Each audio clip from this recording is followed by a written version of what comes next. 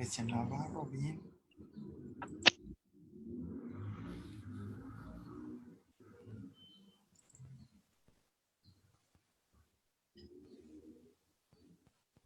En 2 minutos.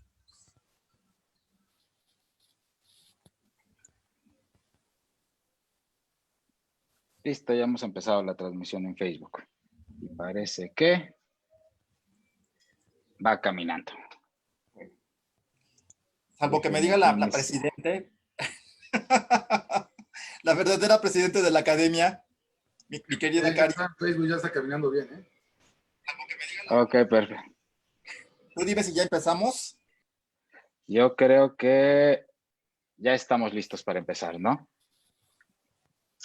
Y me robo la palabra. Uno, como iba mencionando Eli, ojalá puedan ir anotando sus datos, su universidad de procedencia y su correo electrónico para que le podamos hacer llegar todas las invitaciones a las sesiones de la MEDIP y de las sesiones que tiene la MEDIP junto con la Barra Mexicana, Colegio de Abogados y en general información que tiene que ver con el tema de internacional privado. En la medida en que nos lo vayan poniendo en el chat, vamos tomando nota y lo vamos incluyendo en la base de datos, ¿no?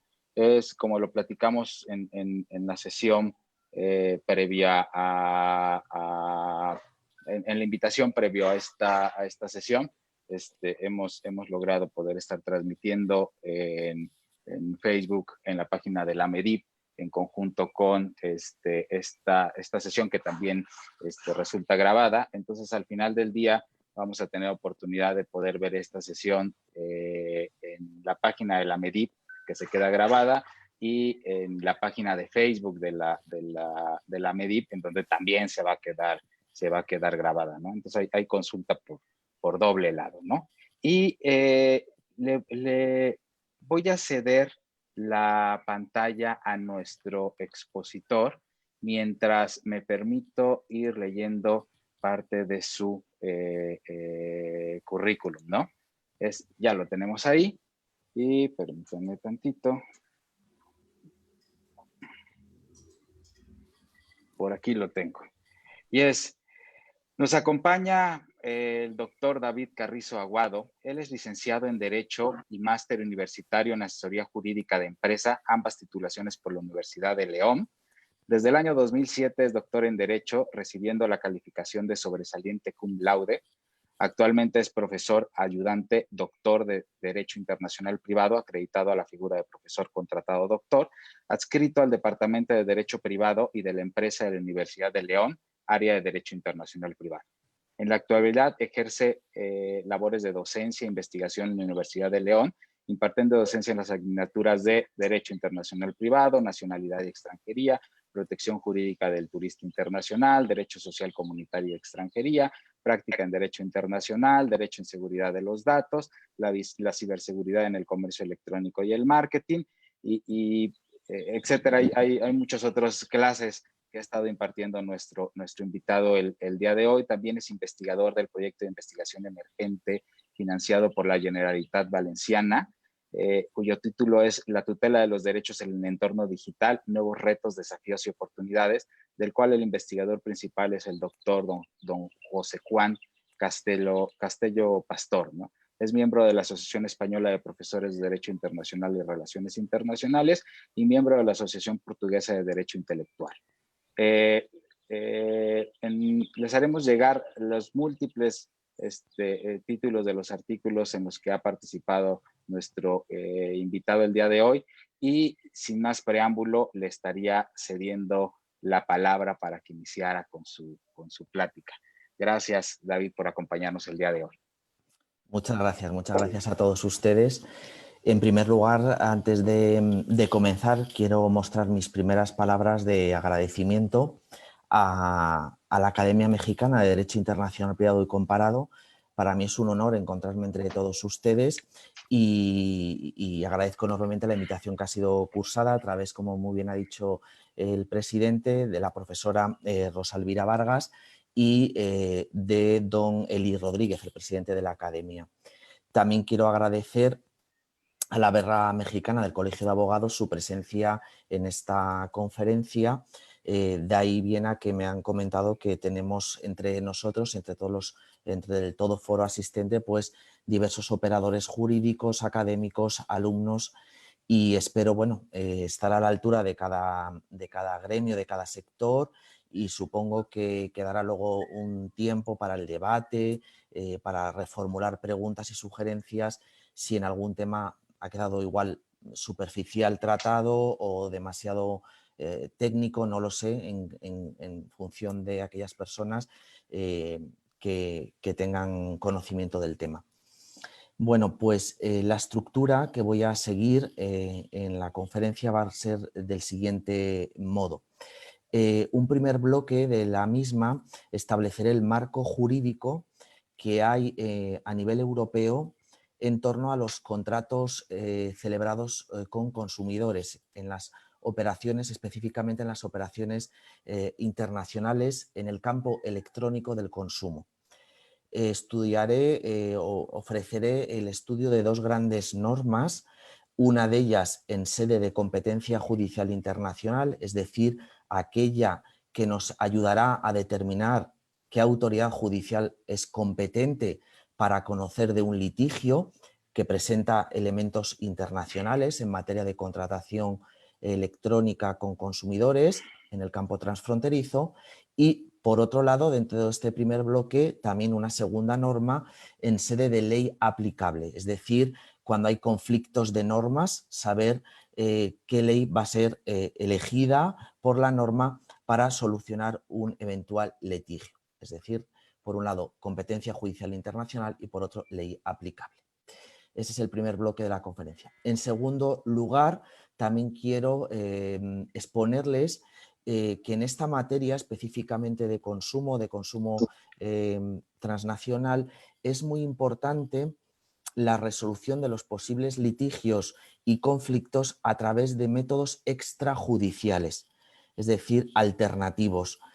También la Unión Europea ha articulado dos grandes normas en este aspecto y que es de sumo interés también establecer aquellas opciones legales para resolver un litigio no por vía jurisdiccional, sino por vía extrajudicial. Son los denominados ADR, Alternative Dispute Resolution. Ese es el segundo bloque. Y en tercer y último lugar, el último bloque de la conferencia, trataré el tema de las medidas adoptadas por la Comisión Europea relativas a las cancelaciones masivas de viajes con motivo de la pandemia originadas por el COVID-19. ¿Por qué este tema? Porque uno de los mayores sectores erigidos en reclamaciones de consumo es el sector del transporte aéreo. Por tanto, ahora mismo a nivel mundial y como no europeo hay un grave problema por la cancelación masiva de viajes y hasta el momento había derechos adquiridos por los consumidores y va a ser difícil articular en medio de una posible crisis económica este aspecto. Pues bien, ya lo adelanto, aunque me adentraré mayormente en la tercera parte de la exposición, que en el día de ayer la Unión Europea publicó en el Diario Oficial de la Unión Europea las recomendaciones a seguir para articular estas medidas. He tenido poquitas horas para estudiar el documento, por tanto ofreceré las directrices, como quien dice, recién salidas del horno, porque a finales del día de ayer conocimos el documento.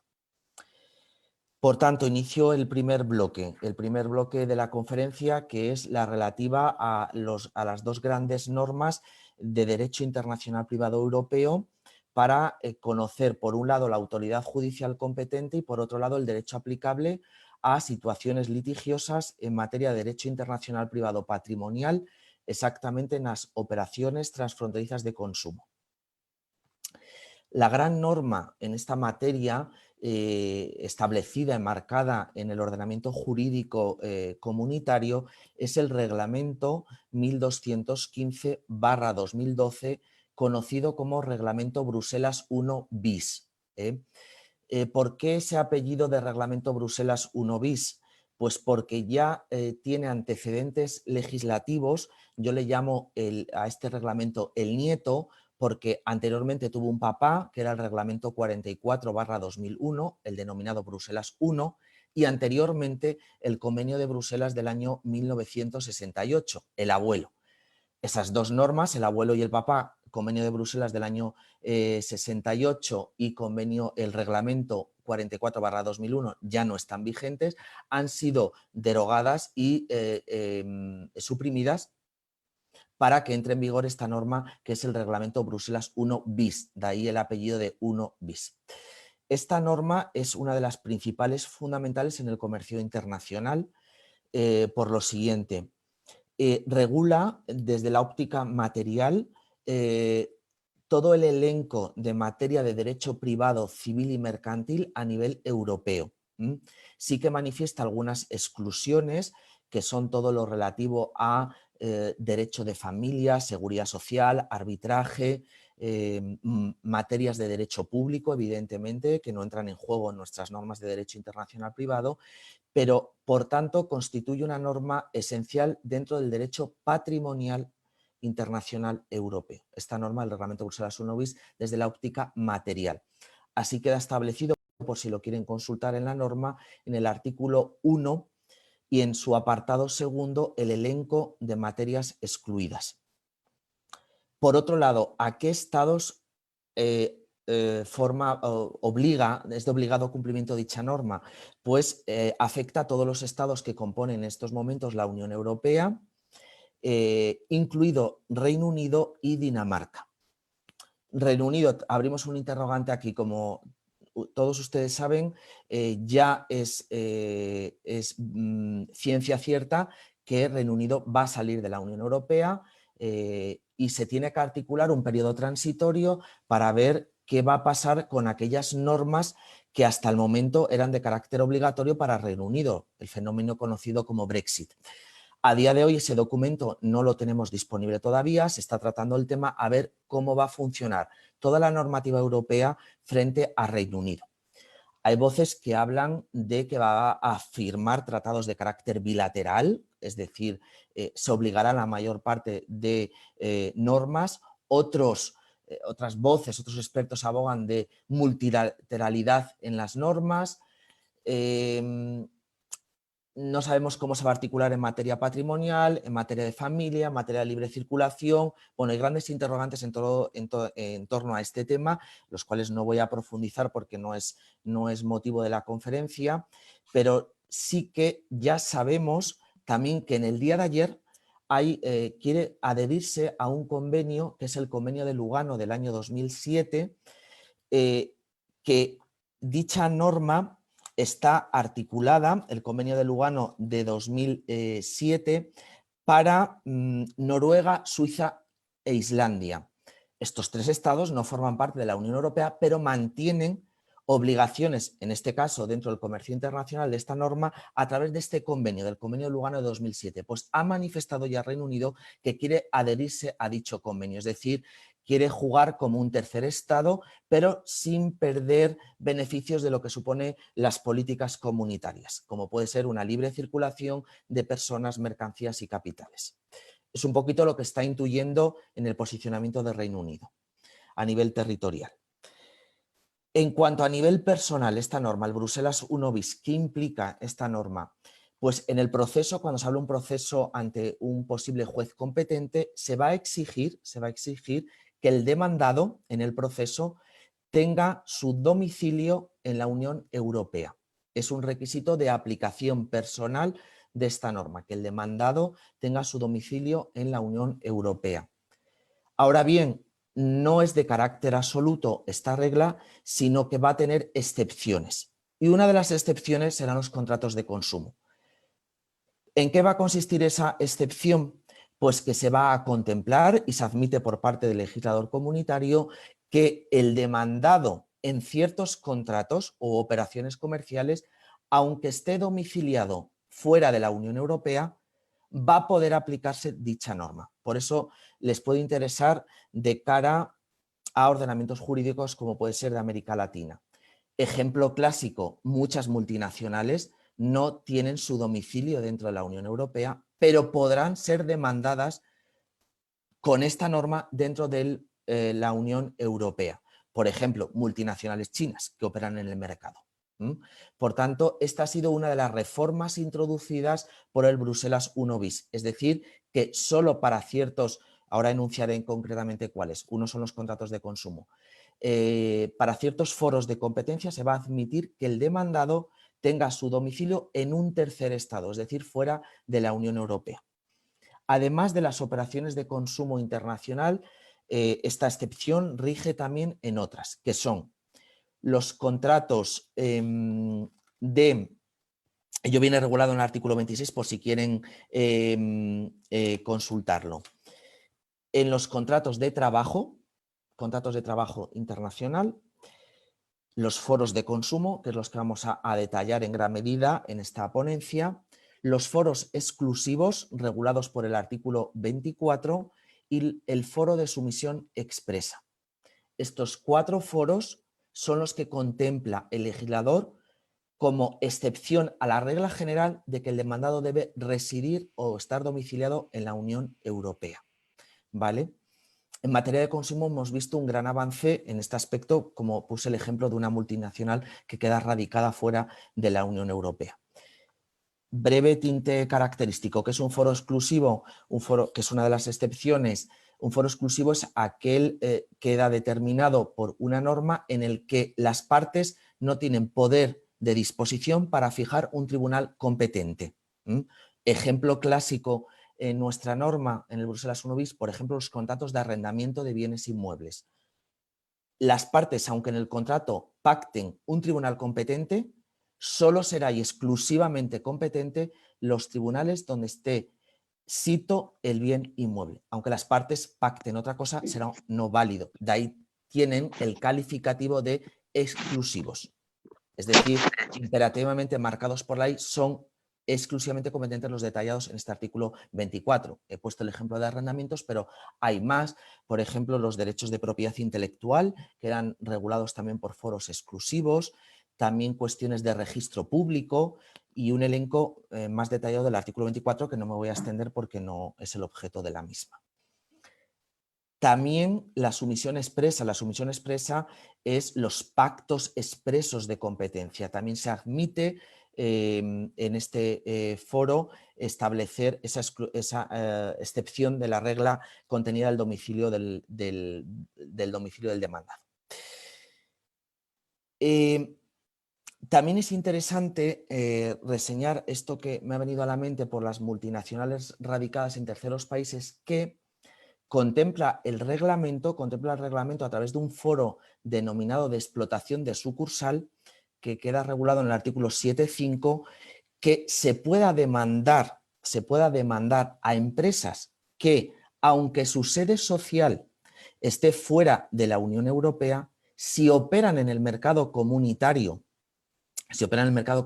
con una filial o sucursal, puedan ser demandadas ante los tribunales europeos por esa articulación que hay a través de una filial o sucursal en el comercio internacional. Es interesante porque han llegado asuntos al Tribunal de Justicia de la Unión Europea, el tribunal que está radicado en Luxemburgo, sobre la concepción de lo que es una filial y sucursal dentro del contexto del comercio internacional, porque no es sencillo. No es sencillo porque grandes multinacionales operan con filiales o sucursales a efectos fiscales, es decir, por intereses económicos, pero no tiene nada que ver a efectos contractuales. Eso lo matiza muy bien el Tribunal de Justicia en un asunto bastante reciente y que he tenido la oportunidad de estudiar y de publicar un artículo en torno a ello, al foro del 7.5, que es el asunto, lo digo despacito para que tomen nota, asunto C-464/18, asunto C-464/18, el asunto ZX versus Ryanair. Esta sentencia es de 11 de abril de 2019, sentencia del Tribunal de Justicia de la Unión Europea.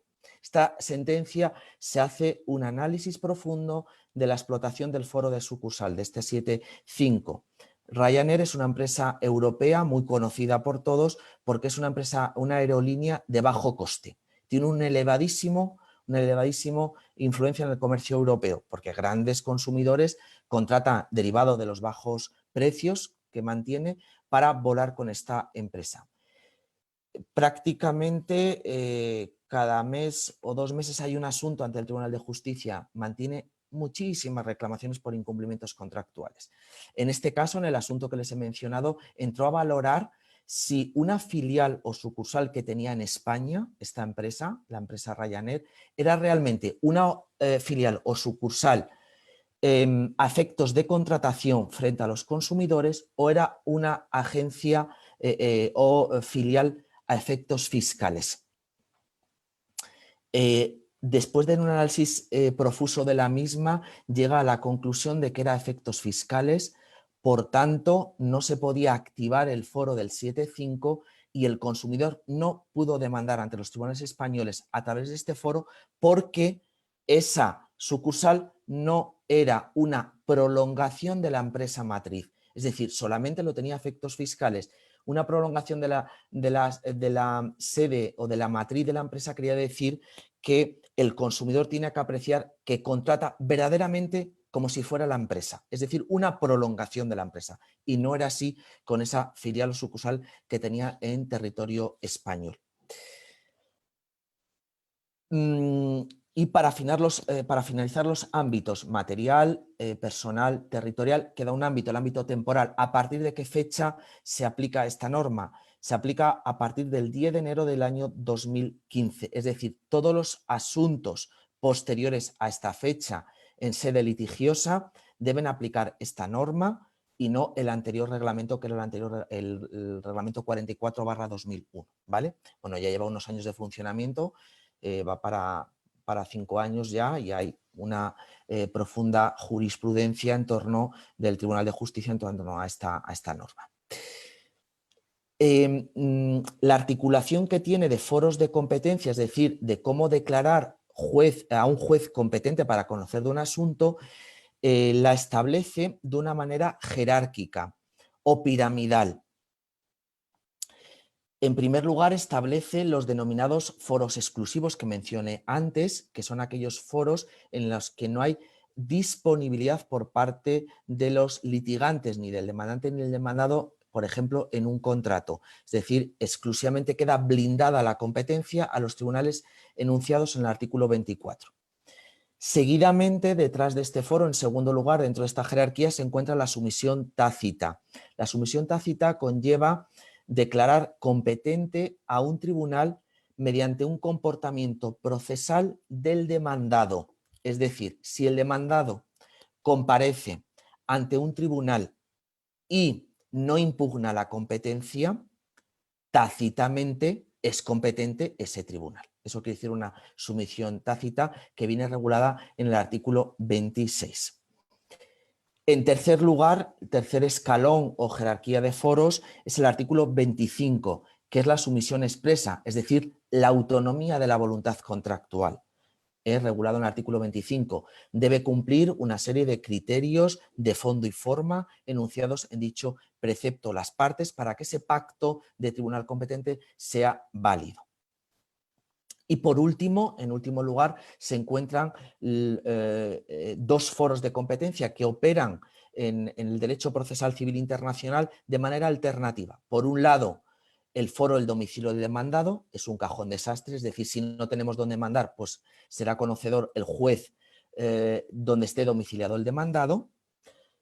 Y alternativamente los denominados foros de ataque o foros especiales por razón de la materia que quedan regulados en los artículos 7 a 9. No me adentraré tampoco a explicarlos porque son bastantes y muy amplios y con mucha peculiaridad jurisprudencial. Esta jerarquía la he enunciado por el siguiente motivo.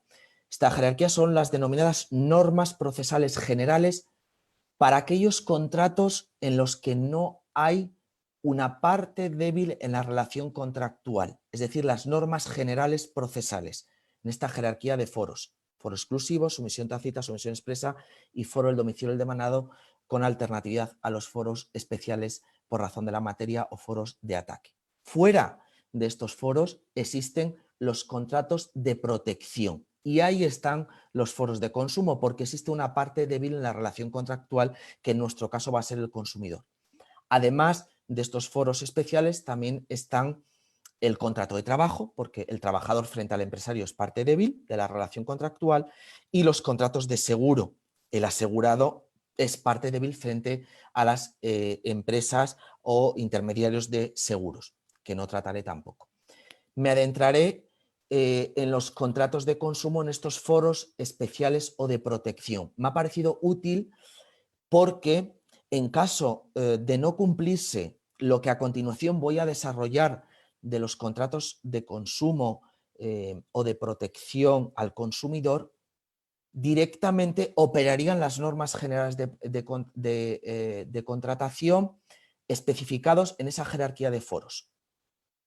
Como son contratos especiales de protección, también la interpretación que hay que hacer de ellos tiene que ser de manera escrupulosa, estricta y restrictiva. Así nos lo ha matizado continuamente el Tribunal de Justicia de la Unión Europea. Estos foros protectores de consumo, para saber qué autoridad judicial va a ser competente en caso de un litigio de consumo transfronterizo, quedan regulados en el Bruselas 1 bis en los artículos 17 a 19, que es en la sección cuarta del título segundo de dicha norma. Artículos 17 a 19. En primer lugar, para saber cómo operan en un posible litigio dichos foros de competencia para declarar judicialmente un tribunal, hay que calificar la relación contractual. ¿Qué quiere decir esto? Hay que saber quién es un verdadero empresario y un consumidor a la luz de esta norma, porque enunciaré a modo ejemplificativo otras normas que mantienen otro concepto, sobre todo de consumidor. Pero en esta norma vertebral del derecho procesal internacional en materia civil mercantil, mantiene unos criterios muy concretos. ¿Quién es consumidor para que se activen estos foros de protector? Pues consumidor será una persona física que actúe en el mercado con fines privados, que en ningún caso haya ánimo comercial en la adquisición de un producto o de un servicio. Persona física que actúe con un ánimo privado, que en ningún caso haya ánimo comercial ni profesional en esa adquisición de un producto o servicio. Eso es un consumidor. Por contra, ¿quién es empresario? Empresario será una persona física o jurídica que en el mercado, frente a los consumidores, tiene un ánimo comercial o profesional. No llama tanto la atención de la conceptualización de empresario, pero sí la de consumidor, porque el consumidor, en base a esta norma, solo puede ser persona física.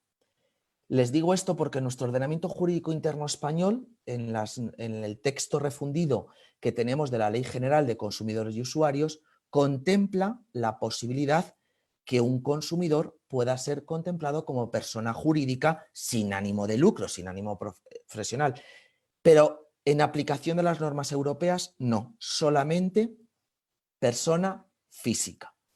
Y lo más importante, y que continuamente cuando llegan asuntos ante los tribunales, es que siempre y en todo caso tiene que haber un fin privado en la adquisición de producto.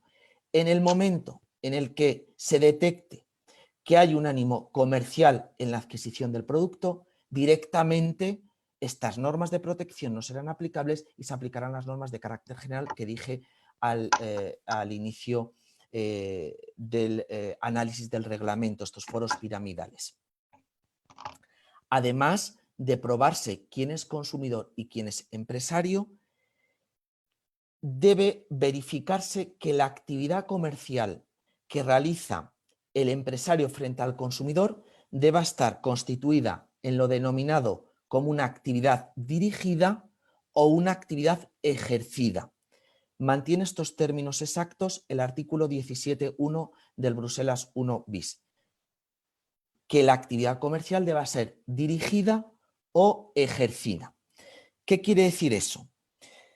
Esto mantiene una virtualidad práctica fuerte en el comercio electrónico transnacional, principalmente en la actividad dirigida. La actividad dirigida, conocida también como Stream of Commerce, es aquella en la que el empresario no ejerce su actividad en el estado miembro donde radica el consumidor, donde está domiciliado el consumidor, pero desea introducirse o penetrar en el mercado donde está el consumidor. Es decir, generalmente el empresario está en un estado diferente al que está el consumidor.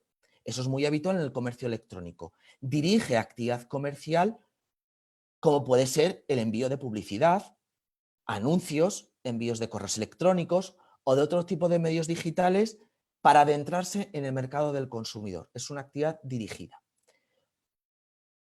También se contempla que la actividad sea ejercida. Esto quiere decir que el empresario ejerce la actividad comercial en el mismo estado donde el consumidor está domiciliado. Es decir, los dos están en el mismo estado miembro. Lo más habitual es que la actividad sea dirigida y es lo que opera en el comercio electrónico. Pues si se cumple la conceptualización de consumidor, la conceptualización de empresario y que además el contrato esté en el marco de una actividad dirigida o ejercida, subyace el foro protector de consumo. ¿Vale? Siempre se debe probar esta situación. Si no es así, no podrá declararse un tribunal competente para conocer de un litigio en función de los foros de esta sección cuarta del título segundo, artículos 17 a 19. ¿Cuáles son estos foros protectores? Pues bien, si quien interpone la acción, es decir, si quien es demandante en el proceso es el consumidor, dispone de un doble foro procesal. Será competente tanto el tribunal del domicilio del empresario, tanto el tribunal o así como el tribunal del domicilio del consumidor. Dispone de doble foro. ¿Dónde detectamos ese amparo a la parte débil? Que cuando el empresario es el demandante, es decir, el consumidor será el demandado, solo tendrá un foro de competencia. Podrá iniciar el litigio ante los tribunales exclusivamente del domicilio del consumidor. Por ello, el consumidor no tendrá que litigar en un estado extranjero y aplicar un derecho extranjero, conllevándolo ello muchos costes económicos y procesales, lógicamente. ¿Vale? Aquí se denota ese abrazo que hace el legislador para proteger al consumidor, para mimar al consumidor. Pero, repito, se debe cumplir estrictamente lo anteriormente descrito, porque si no es así, no podrán activarse estas normas protectoras, iremos a las normas generales de esa jerarquía antes enunciada. Parece muy evidente, pero he tenido también la ocasión de hacer una revisión jurisprudencial fuerte para una publicación que me han encargado de todos los últimos pronunciamientos en materia de consumo del Tribunal de Justicia de la Unión Europea. Y a veces calificar al consumidor no es sencillo. Y les voy a poner un ejemplo de un asunto jurisprudencial que es el asunto C-208/18, asunto C-208/18, de 3 de octubre de 2019, es el asunto denominado Petruchová. Bueno, este asunto ha sido paradigmático en el siguiente sentido.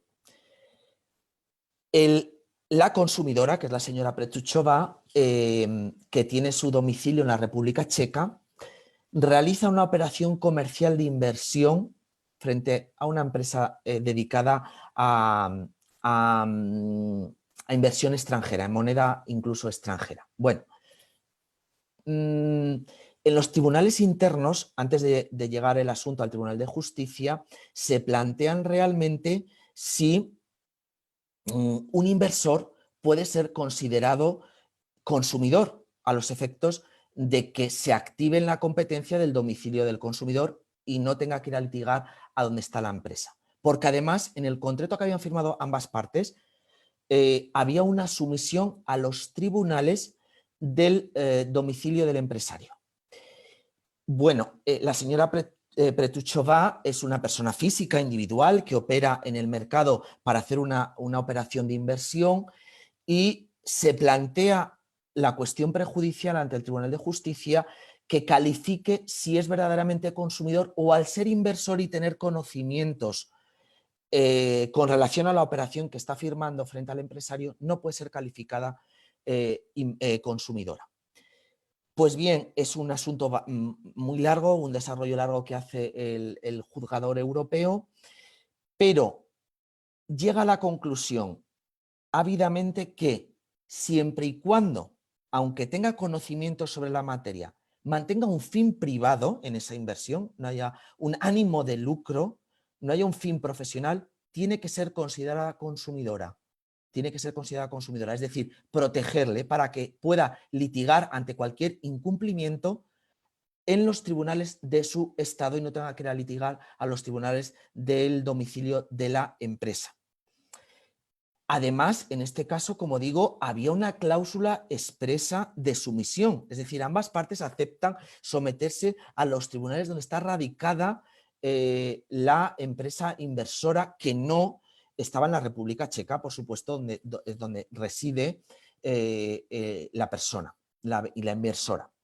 Este pacto no se puede tener como válido en el contrato porque además hay un amparo legal en estos foros protectores de consumidor y queda reflejado muy bien redactado en el artículo 19 dentro de esta sección cuarta del título segundo de los foros protectores de consumidores, el artículo 19. Este artículo 19 plantea la posibilidad, y que es siempre muy habitual, que el empresario establezca en las diferentes fórmulas y cláusulas contractuales una sumisión a los tribunales de su domicilio, porque además en la mayoría de contratos electrónicos son contratos de adhesión o contratos en masa en donde el consumidor no tiene nada que hacer, es decir, no puede negociar ninguna cláusula.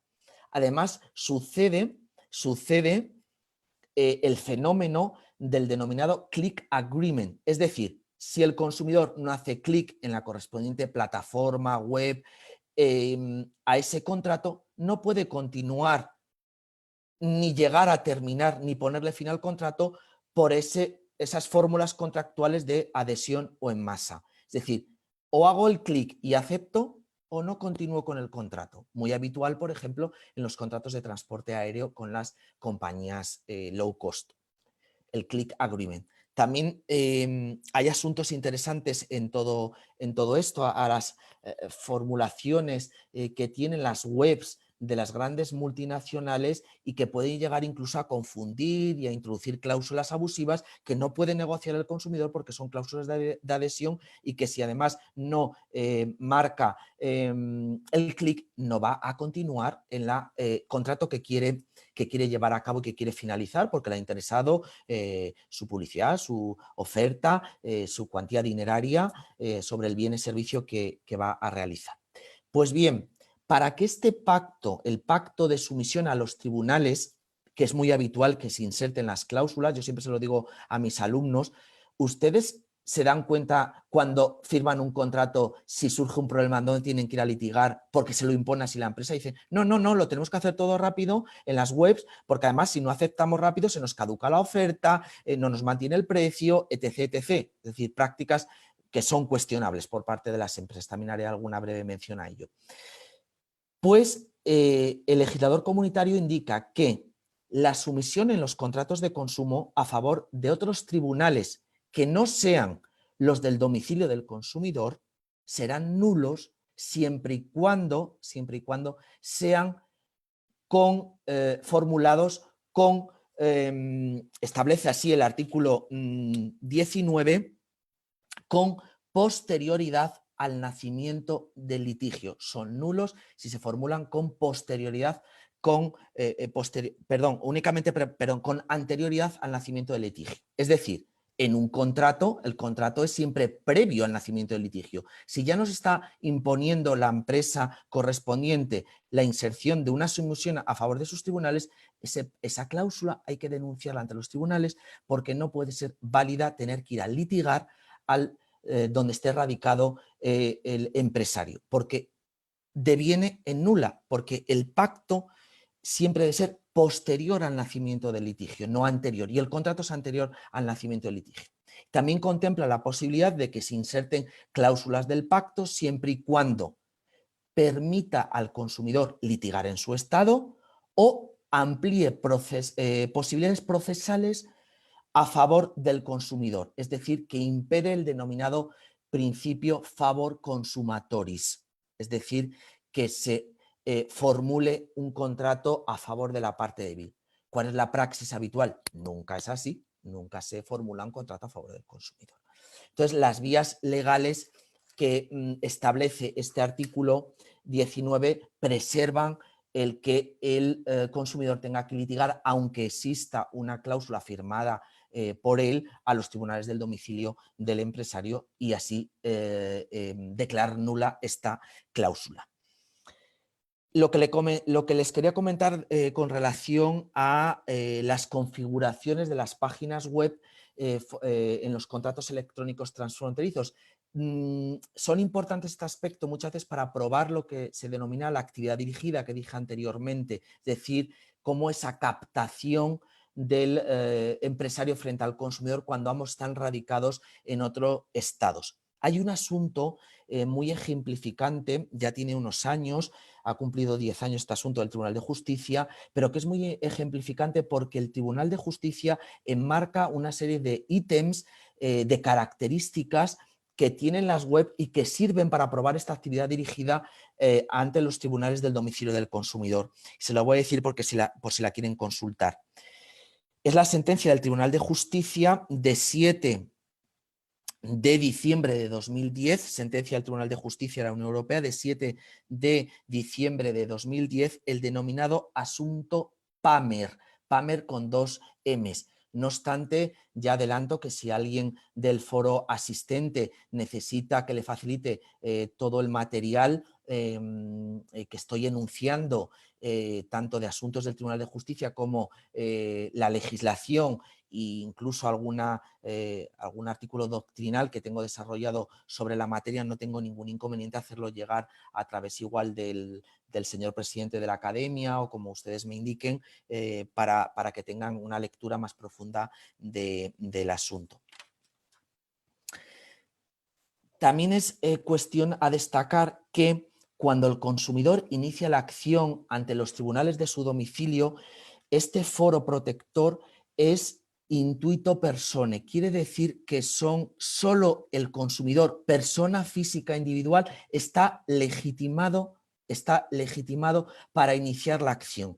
¿Con esto qué quiero decir? Que las asociaciones de consumidores, en base a este reglamento, no tienen legitimación ni activa ni pasiva para defender derechos de los consumidores. Tienen que ser los consumidores con carácter individual, derivados de esta característica de intuito persone, para interponer las acciones ante un tribunal eventualmente competente.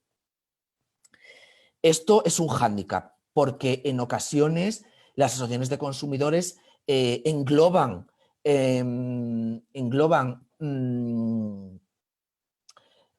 intereses afectados de un gran grupo de consumidores frente a una misma empresa, y es más fácil de articular en una única acción colectiva, en una class action, así denominadas,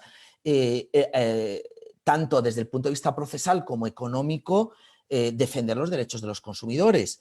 Y aún no tenemos habilitado a través de este reglamento esa posibilidad. Se está trabajando a través de una propuesta de directiva que lleva por título esta propuesta de directiva europea de acciones colectivas de consumidores de 11 de abril de 2008, propuesta de directiva de acciones colectivas de consumidores, en el cual se quiere contemplar legitimar a las acciones de consumidores para que en una única acción se defienda un conjunto de afectaciones o derechos vulnerados de unos consumidores frente a una misma empresa. Lo que sí contempla el reglamento Bruselas 1 bis es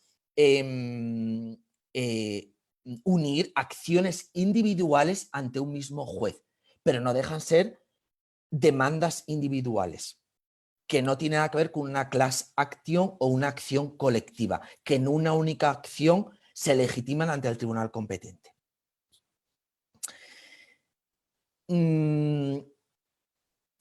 ¿Alguna cuestión más derivada de estos foros protectores? El asunto que les quería comentar sobre el click agreement, es decir, de aceptar esas condiciones generales en masa de adhesión, donde en mayor parte hay un clausulado abusivo.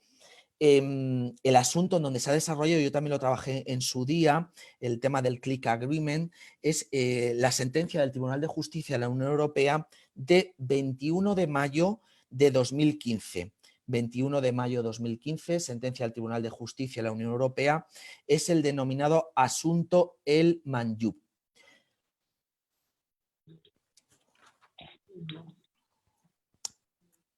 Cuestión también que se deriva de que cuando el consumidor contrata a través de las diferentes posibilidades que le ofrece el mundo electrónico y las plataformas de Internet de grandes empresas que todos conocemos, y es una obligación que yo creo que es necesario que quede impuesta legalmente.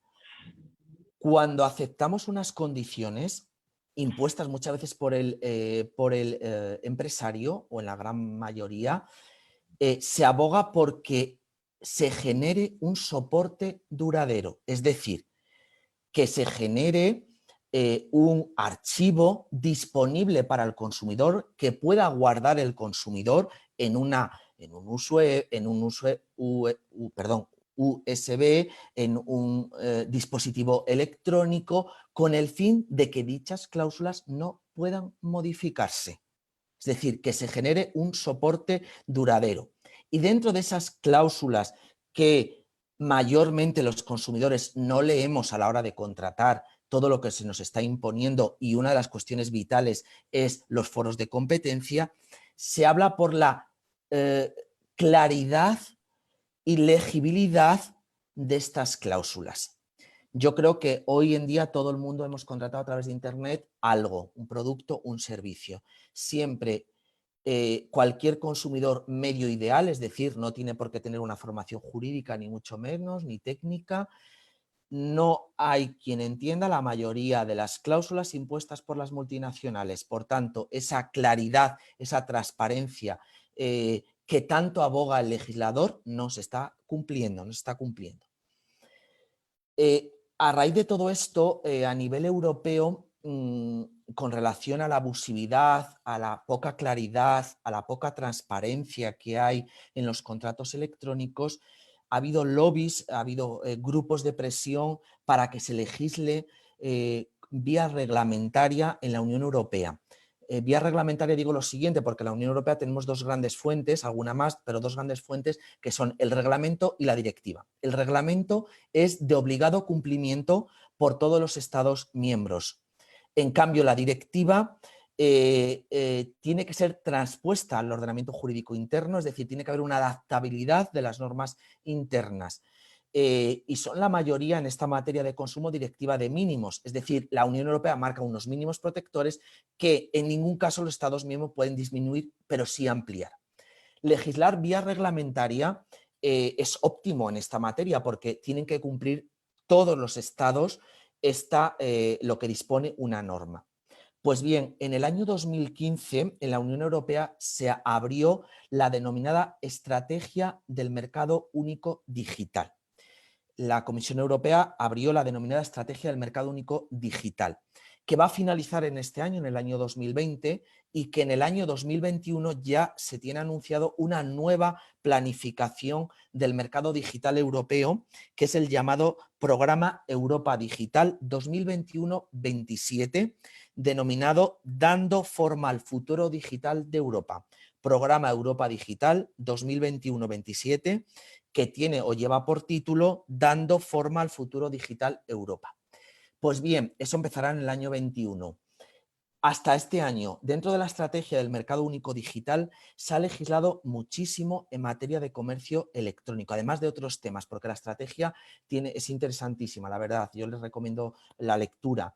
Tiene muchos pilares como la protección de datos, la protección del medio ambiente, pero uno de los grandes vectores ha sido el comercio electrónico. Se ha legislado sobre los problemas que mencionaba anteriormente. Por ejemplo, hay un reglamento interesante que no voy a desarrollar por escasez de tiempo, que es, por ejemplo, la cooperación entre autoridades en materia de prácticas comerciales abusivas a los consumidores, que es el reglamento 2017/2394, reglamento 2017/2394, que es de cooperación entre autoridades en materia de protección de consumidores. Eso se ha hecho dentro de lo que digo, la estrategia del mercado único digital, en el cual se ha invertido mucho esfuerzo de capital humano y económico en esta estrategia. Otro reglamento interesante en esta materia, por ejemplo, el reglamento 2019/1150 sobre, ya el título es atractivo, sobre el fomento de la equidad y transparencia para los usuarios en los servicios de intermediación. Equidad y transparencia para los usuarios en los servicios de intermediación. Es muy habitual que el consumidor no contrate directamente con el empresario, sino que se sirva de plataformas intermedias de todos conocidas. Por ejemplo, puede ser Amazon. Entonces, ya se está legislando en torno a esto y cuestiones muy interesantes. Por ejemplo, este reglamento, el 2019/1150, va a entrar en vigor en julio de este año 2020. Es decir, tiene que haber una ya puesta en funcionamiento de la legislación interna de cada Estado miembro en los intermediarios digitales. También se ha legislado, por ejemplo, sobre obsolescencia programada, cómo las grandes multinacionales están fabricando bienes, equipos digitales con fecha fin de funcionamiento. Bueno, esto preocupa a sectores como los usuarios, al sector empresarial y al sector medioambiental.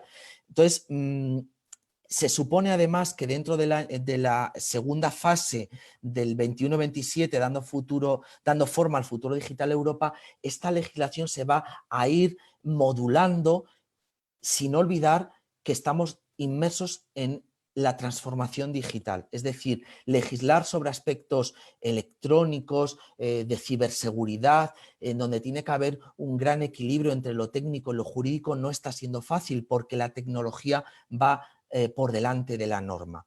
A modo de ejemplo, la Unión Europea se ha convertido en una fuerza mundial fundamental, por ejemplo, en el tratamiento de datos. El Reglamento Europeo de Protección de Datos, que probablemente lo hayan escuchado, ha sido la primera norma de obligado cumplimiento para los Estados miembros en esta materia. Anteriormente teníamos una directiva, pero ya había quedado obsoleta por la explosión digital, pero, por ejemplo, interesantísimo, también daría para otra ponencia, ¿no? Paralela.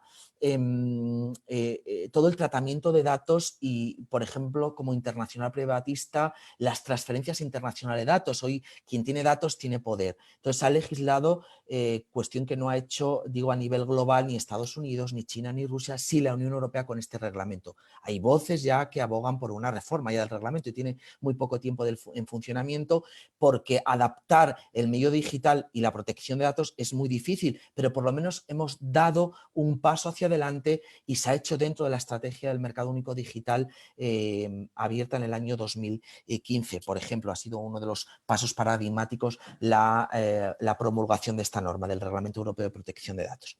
Bueno, no quiero salirme del tema, pero me parece conveniente también a veces apuntalar alguna característica que puede ser de interés a la comunidad. Hasta aquí he desarrollado lo que es la autoridad judicial competente bajo el amparo o el paraguas del Reglamento Bruselas 1 bis, del Reglamento 1215/2012. Pasaré ahora seguidamente, que a los internacional privatistas nos preocupa y a cualquier operador jurídico, abogados también, es que desde que tengo un juez declarado competente tengo que saber qué derecho tengo que aplicar, porque hay conflicto de normas, es decir, puede entrar en funcionamiento el ordenamiento jurídico francés, alemán, portugués, etcétera. Una cosa que quiero dejar claro antes de, como cierre del reglamento de Bruselas 1 bis, con la proclamación de los foros que he explicado, en ningún caso puede declararse competente un tribunal fuera de la Unión Europea. Esta norma solo otorga competencia a tribunales europeos, aunque he hablado de que se pueda demandar a empresas de terceros estados, pero cuando se tenga que declarar un tribunal competente solo será tribunales de los hoy en día 27 estados miembros. Por contra, en ley aplicable, el reglamento que voy a desarrollar ahora, ya en esta segunda fase del primer bloque, el reglamento 593/2008, el reglamento Roma I, tiene una aplicación universal. Es decir, sus puntos de conexión o normas de conflicto establecidas en esta norma pueden declarar aplicable una ley no solo de los Estados miembros, sino también de terceros estados, porque tiene una aplicación erga omnes, una aplicación universal. Así queda proclamado en el artículo 2 de esta norma. Lo digo por diferenciar lo que son normas de competencia, normas procesales de competencia, a normas de derecho aplicable, normas de conflicto civil mercantil. Bueno, pues esta norma, el reglamento Roma I, 593/2008, también se aplica a todas las materias civiles mercantiles contempladas en sentido amplio, se excluyen todas las materias de derecho público, fiscal y aduanera y también todas las relaciones familiares internacionales, de arbitraje, de seguridad social, porque tenemos otras normas que regulan esas situaciones. Desde la óptica territorial se aplica bajo los considerandos 44 y 45 a todo el territorio europeo, incluido Reino Unido e Irlanda. Problema también que veremos cómo con la fracción del Brexit que va a pasar con Reino Unido, pero no tenemos las cosas claras, aunque ya, como dije en sede de competencia, se creerá que haya una bilateralidad en la adopción de estas normas, ¿no? Y lo más importante de esta norma, la óptica personal, esa vocación universal erga omnes que tiene el reglamento. Bien, estas normas de conflicto que establece el Roma I se asientan sobre dos pilares fundamentales. En materia de contratación, de todos es conocido el principio de autonomía de la voluntad de las partes. Las partes podrán pactar todo aquello que tengan por conveniente, aunque esta autonomía es limitada. En la mayor parte de los ordenamientos jurídicos, pero bueno, se sustenta sobre ese ya principio del derecho romano de la autonomía voluntad contractual. El principal todo el espíritu del legislador en esta norma es autonomía de la voluntad conflictual, en el que siempre se debe respetar lo pactado, y así lo enuncia su artículo 3. También puede contemplarse que no en todos los contratos se pacta el derecho aplicable. Si no es así, se aplicaría el artículo 4. Son las normas de conflicto, es decir, si hay autonomía de la voluntad es aplicable el artículo 3, si no hay autonomía de la voluntad, es decir, en ausencia de pacto, se aplica el artículo 4. Ahora bien, hay contratos, igual que pasaba en el reglamento Bruselas 1 bis, que mantienen ciertas peculiaridades porque en las relaciones contractuales una parte es débil. Y aquí surgen nuevamente los contratos de consumo porque el consumidor es más vulnerable frente al empresario. Pero quiero que tengan la mente dividida en dos, porque los internacional privatistas tenemos que tener la dividida en tres bloques, que es competencia, ley aplicable y reconocimiento. No tiene nada que ver, todo forma parte del proceso, pero no tiene que haber confusión de términos. Pues fuera de estas normas generales del artículo 3 y 4, las fórmulas contractuales de protección vuelven a ser contratos de consumo, contratos de seguro y contratos de trabajo. Y añade un cuarto tipo de contrato que no regula de manera separada el Bruselas 1 bis, que son los contratos de transporte. Pero los contratos de transporte en ningún caso, ni de transporte de pasajeros ni de transporte de mercancías deben considerarse que ninguna de las partes es débil en la relación contractual. Matizo esto porque llama la atención cómo lo regula fuera de las normas generales de contratación en sede de ley aplicable a través de su artículo 5 los contratos de transporte, pero no son contratos con parte débil. Contratos con parte débil son consumidores, trabajo y seguro. Me centro en contratos de seguro para continuar con el hilo conductor desde que una autoridad es judicialmente competente, saber qué derecho es aplicable.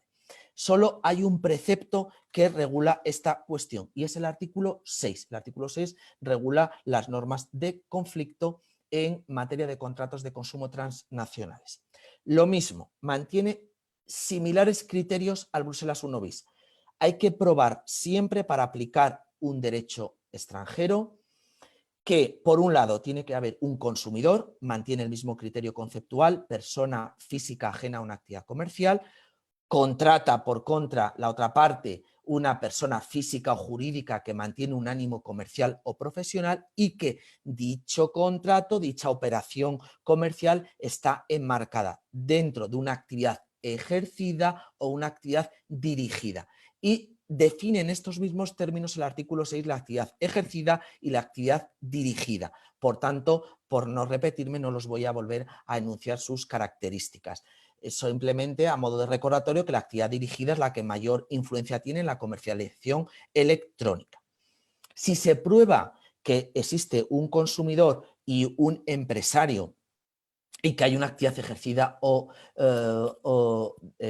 dirigida, se activa el punto de conexión protector del consumidor, que es el siguiente.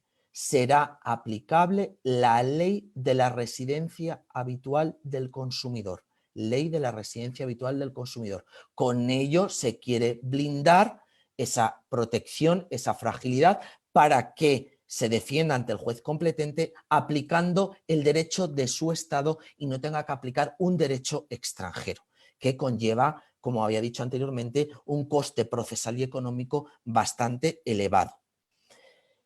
Este artículo 6 hace una serie de exclusiones de contratos que a priori podían ser concebidos como contratos de consumo y no lo son en aplicación de este precepto. Y son los contratos de transporte, no son contratos de consumo, los contratos de aprovechamiento por turno de bienes de uso turístico, el aprovechamiento por turno, se denomina con el término time sharing. Por ejemplo, en España es muy habitual que los extranjeros, principalmente británicos, alemanes, contraten a través de este tipo de contratos, una fórmula contractual muy compleja, el time sharing, el aprovechamiento oportuno de bienes de uso turístico, en el que no adquieren la propiedad del bien, pero el disfrute del bien durante periodos, durante turnos, de ahí la terminología de aprovechamiento por turnos.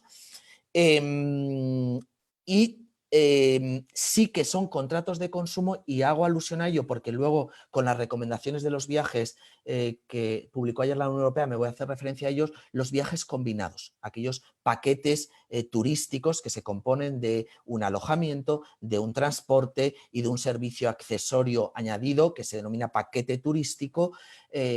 También tenemos una directiva muy novedosa en esta materia.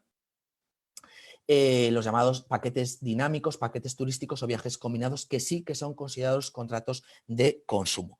Pero lo principal que tenemos que tener en cuenta es que siempre, si se prueba esta relación de consumidores frente al empresario, se aplicará el derecho de la residencia habitual del consumidor. Problema: autonomía de la voluntad. ¿Puede insertar el empresario una cláusula obligando al consumidor que aplique un derecho extranjero? Es decir, un derecho, por ejemplo, donde tiene la residencia o el domicilio la empresa. Pues sí, sí contempla que existan pactos de ley aplicable, pero esta autonomía de la voluntad es restringida. Es decir, nunca se podrá aplicar bajo esta autonomía de la voluntad un derecho que no sea el de la residencia habitual del consumidor, porque si no va en detrimento de los derechos de la parte débil. Si ese derecho que se pacta es el de la residencia habitual del consumidor, esa cláusula no es nula, pero si obliga a aplicar un derecho extranjero que no es el de la residencia habitual del consumidor, sí que esa cláusula deviene nula en el contrato o en la operación de consumo. Mantienen, como ven, criterios parecidos, el Bruselas 1 bis y el Roma 1, pero el Tribunal de Justicia de la Unión Europea matiza, reitera que, y lo hace en este asunto Petruchová, que les dije anteriormente, el 208/18, que no olvidemos que el Bruselas 1 bis tiene por objeto declarar un tribunal competente y no olvidemos que el Roma 1 declara una ley aplicable ante un conflicto de leyes. Que la pretensión de las normas es completamente diferente, que puede haber cierta analogía, pero no tienen los mismos fines. Por tanto, no tiene que haber automaticidad en el operador jurídico a decir, como he conseguido el foro protector del consumidor, lo mismo será en el Roma 1, o a la inversa, lo que he conseguido en el Roma 1 será en el Bruselas 1 bis, porque son normas completamente diferentes y que tienen pretensiones y fines y objetivos diferentes. Uno es declarar una autoridad judicial competente y otro será determinar el derecho aplicable ante una situación conflictual de interferencia de ordenamientos jurídicos extranjeros en el asunto. Lo único coincidente que mantienen en las operaciones de consumo y que lo matiza en este interesante asunto el Tribunal de Justicia es que el fin de la adquisición o compra o producto que realiza el consumidor tiene que ser privado, individual, un fin privado, individual, que no haya en ningún caso ánimo comercial ni profesional. Si es así, se activarán los foros protectores del consumidor. También hay que matizar que hasta ahora el Tribunal de Justicia solo protege al consumidor pasivo, es decir, aquel que se ve asaltado por la empresa, es decir, aquel que se ve cazado por la empresa. No al consumidor activo, es decir, aquel que va a la compra. Matizar entre consumidor activo y pasivo en la compra, en la operación en concreta, no es sencillo. De ahí viene a que el asunto Pamer del año 2010, que también mencioné, de esos criterios de hecho, criterios fácticos para ver si esa compra es activa o pasiva y si se puede otorgar estos foros protectores. Si bien hay sectores doctrinales, y yo apoyo ese posicionamiento, que la norma debía matizar lo del consumidor activo y pasivo y no lo hace, que no sea fruto de la jurisprudencia unificada del TJUE, del Tribunal de Luxemburgo, sino que la propia norma especifique la actuación del consumidor activo o pasivo. Entonces ya se aboga por una reforma del Bruselas 1 bis y del Roma 1 en este sector, debido a la explosión del comercio electrónico, pero a día de hoy no hay ni tan siquiera una propuesta firme de reforma, son voces doctrinales fruto del gran estudio que estamos llevando a cabo especialistas en la materia sobre este tipo de operaciones o de contratos, ¿vale? Hasta aquí, para ir bien de tiempo y no excederme y luego que haya tiempo de debate. Acabo el primer bloque de la conferencia, que es la resolución de un conflicto transfronterizo en vía judicial, es decir, declarando una autoridad judicial competente o jurisdiccional y un derecho aplicable. No voy a tratar, por escasez de tiempo, cuál sería el sistema de reconocimiento y ejecución de una sentencia que emana de un tribunal extranjero. Daría nuevamente para volver para otra ponencia en torno a este aspecto, que sería el otro sector importante dentro de lo que supone para el operador jurídico encontrarse con una sentencia que emana de un tribunal extranjero. Como segundo punto a tratar, siguiendo la estructura inicial que comenté al inicio de la ponencia, es los métodos de resolución extrajudicial. Y muy interesante en esta materia de consumo. ¿Por qué? Porque en una gran mayoría los asuntos controvertidos en materia de consumo transfronterizo y también interno son de escasa cuantía. Por tanto, a veces la utilización de métodos extrajudiciales es factible, mucho más sencillo, sobre todo para el consumidor, que es el que menos disponibilidad jurídica y conocimiento tiene de la norma. La Unión Europea, al respecto, ha dado avance en esto y tenemos dos normas fundamentales, que son de las denominadas normas ADR, de la Alternative Dispute Resolution, de estos métodos extrajudiciales, que es la Directiva 2013/2011, Directiva 2013/2011 de 21 de mayo de 2013, que es la Directiva sobre Resolución Alternativa de Litigios en Materia de Consumo, Directiva 2013/11. Y paralelamente a esta norma tenemos el reglamento 524/2013 de la misma fecha, 21 de mayo de 2013, sobre resolución de litigios en línea en materia de consumo. Se centra exclusivamente este reglamento en ello. ¿Por qué? Porque esta norma reglamentaria, empieza por esta última que he citado, habilita a todos los consumidores europeos, una cuestión interesantísima, una plataforma, la denominada ODR, plataforma ODR, Online Dispute Resolution, que vía digital, que vía electrónica pueda formular una reclamación frente a un empresario. Aquellos consumidores que residen en todo el territorio europeo, y lo ha habilitado a través de esta norma del reglamento 524/2013 y que articula y desarrolla el procedimiento la directiva. Es un método extrajudicial, es decir, es un sistema, permítame el nombre, un sistema arbitral de arbitraje de consumo online. Entonces, ¿cómo se articula esto? Tiene que haber una entidad nombrada por los Estados miembros que sea el árbitro, es decir, que sea la mediadora entre el consumidor y la empresa.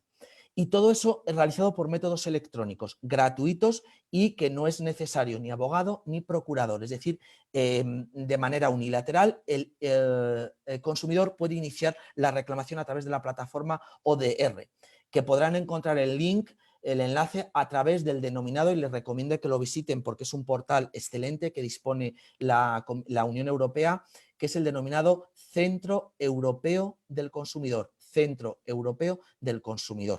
donde continuamente hay una actualización de toda la normativa en materia de consumo, Centro Europeo del Consumidor. Pues a través de este Centro Europeo del Consumidor se canalizan las vías extrajudiciales en materia de consumo electrónico, las denominadas small claims, es decir, reclamaciones de escasa cuantía. Desde luego, si leen la norma, ambas normas, como el reglamento con la directiva, son impecables en su redacción porque habilitan entidades mediadoras de conflicto independientes, justas, imparciales, efectivas, rápidas. Reproduzco todo el elenco de calificaciones que hace el legislador en torno a este tema, y asentando en todo caso siempre el principio de la autonomía de la voluntad. Es decir, será si la parte quiere, esencialmente el consumidor, acudir o no a esta vía, es voluntaria, y además no implica que acuda a esta vía para que se le cierre la vía jurisdiccional, de ahí el carácter alternativo. Yo les voy a contar ahora mi experiencia. Yo, en la ciudad donde resido, soy árbitro de consumo. Entonces, en ocasiones han llegado a la Junta Arbitral de Consumo de León asuntos transfronterizos, y he hablado un poco con los técnicos, con los funcionarios de la Oficina Municipal de Consumo, cuál es la eficacia y rapidez con exactamente una cuestión que preocupa, con la resolución del conflicto, porque continuamente la norma comunitaria habla de la rapidez e inmediatez en la resolución del conflicto de consumo para que el consumidor pueda haber satisfecho sus normas. Pues sí que les puedo decir que las normas son de impecable redacción, pero la llevanza práctica es bastante cuestionable. No se está llevando esa rapidez y esa inmediatez en la llevanza de los asuntos. De hecho, tengo personas muy cercanas implicadas, por ejemplo, el típico asunto de retrasos aéreos, pérdidas de maletas, prestación de servicios defectuosos, de empresas extranjeras que tienen que interponerlo a través del Centro Europeo del Consumidor porque no pueden hacerlo a nivel interno y pasan los meses, me dicen, David, ¿tú cómo ves esto? ¿Cómo se canaliza tal? Y no tienen respuesta a través de la plataforma. Esta plataforma fue un avance, fue un halo de esperanza para los juristas, para el operador jurídico, pero la puesta en práctica, repito, está en entredicho de la plataforma ODR. Ha sido muy positivo el Centro Europeo del Consumidor, pero la llevanza a cabo del procedimiento, bueno, lo dejo en interrogantes, ¿no? Por último, porque veo ya que estoy agotando mi tiempo. Como les decía, el tercer punto de la conferencia, las recomendaciones que ha dado la Comisión Europea con motivo de la pandemia de la COVID-19, esencialmente fíjense la envergadura que ha sacado una recomendación publicada ayer en el Diario Oficial de la Unión Europea con fecha 14 de mayo de 2020. Parece que ha sido providencial marcar la conferencia el día 15 porque, y ayer salió el documento, ha sido providencial porque así teníamos noticias de que iba a salir, pero no el documento en firme, por tanto he tenido la oportunidad de poder estudiarlo para plantearlo ante el foro. La recomendación tiene el siguiente número, por si la quieren leer, la recomendación 2020/648 de la Comisión Europea de 13 de mayo, perdón, la fecha de las recomendaciones de 13 de mayo de 2020 y salió publicado en el Diario Oficial con la fecha 14 de mayo de 2020, recomendación 2020/648. Bueno, de todos es bien conocidos la situación mundial que estamos viviendo. El 30 de enero de 2020, la OMS declaró el brote de la COVID-19 y el 11 de marzo la calificó de pandemia. Bueno, esto ha tenido un impacto, no solo salud, que es evidente en la salud mundial, sino un impacto socioeconómico brutal. Y en un concreto sector, que es el de los viajes internacionales. Con motivo de este imprevisto, de esta causa de fuerza mayor, que es una pandemia, se han tenido que cancelar todos los viajes como consecuencia del cierre de fronteras que han adoptado la mayoría de los países. Y lo ha hecho la Unión Europea también. Por tanto, de hecho, desde la declaración de la pandemia ha bajado un 90% las reservas de viajes, tanto transporte aéreo, terrestre, marítimo, como de los denominados viajes combinados o paquetes turísticos. Con motivo de ello, desde el minuto 1 hubo una gran preocupación en el sector de los consumidores que qué iba a pasar con la cancelación de sus viajes, que cómo iban a recuperar el importe que ya habían abonado con los viajes proyectados de aquí a unos meses o paquetes turísticos contratados a través de intermediarios, como son las agencias de viajes. Derecho básico que tiene el consumidor. El consumidor, bajo nuestro ordenamiento jurídico y también del europeo, tiene derecho, si se cancela un viaje, a la devolución del importe. Es un derecho innegable, la devolución del importe. Problema que ha surgido en la liquidez de las aerolíneas y de las agencias de viajes.